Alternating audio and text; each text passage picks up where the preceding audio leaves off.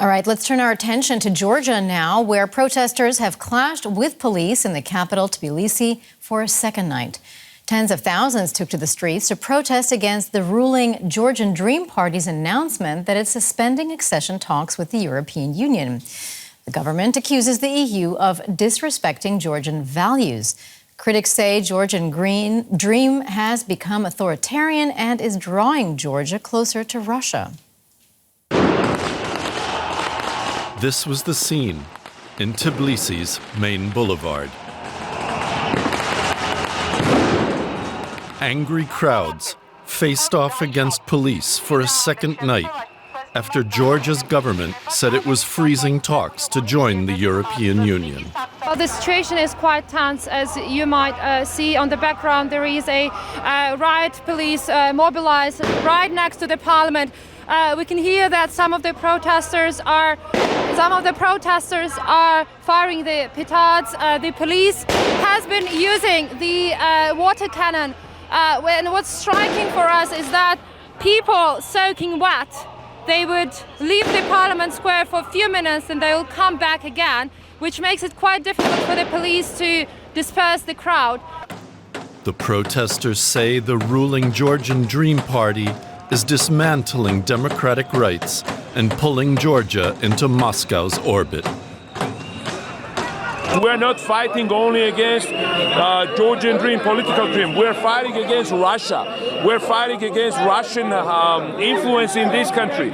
Enormous amount of resources, money and everything which is now enacted. So that is why I do ask all leaders of the democratic world support Georgian people.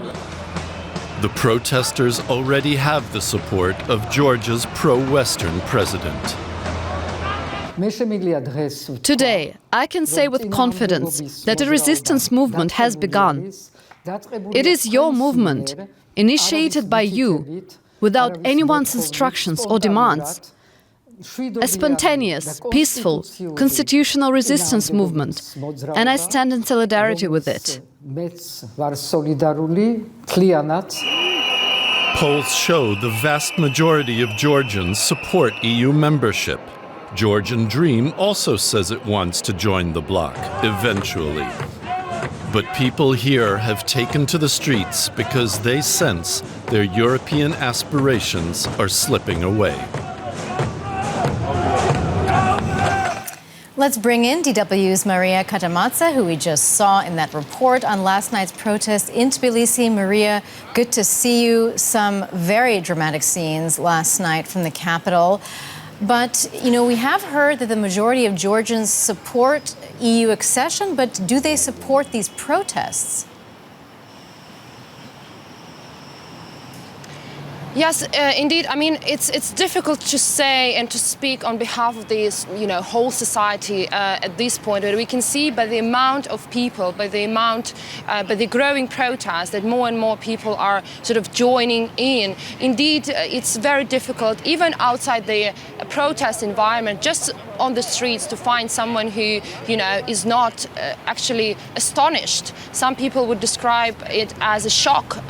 They didn't expect that the government would take this sort of U-turn and they would announce it so, abruptly and officially, even though many were sort of skeptical about the genuine aspirations of the government to become part of the EU that has been sort of seemingly turning more to the west, to the east and to the north after the full-scale invasion of Ukraine.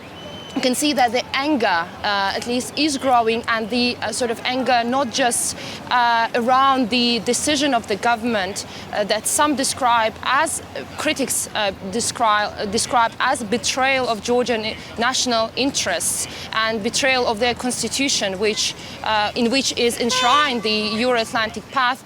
Some say that they are shocked by the use of extensive force by the police. So definitely we can say that today Georgian society seems very disrupted by what they're witnessing on the streets, where mostly young people, students, are protesting and facing the police.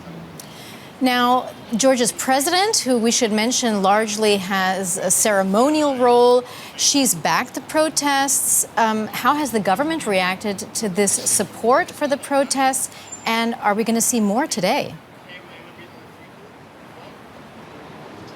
Yeah, the government has voiced before that they don't consider their president to be a president of their country since she became highly critical of their policies, what she calls Russian-style policies, the president. So it seems like the government is just disregarding any statements that the president is making.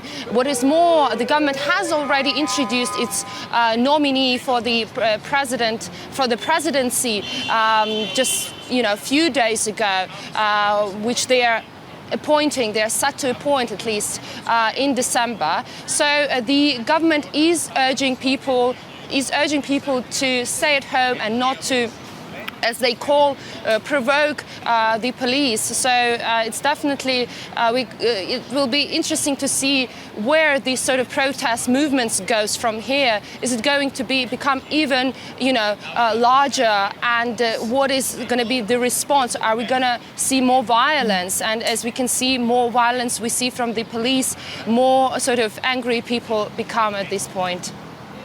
That was DW's Maria Katamadze reporting from Tbilisi. Maria, thank you so much. We appreciate it.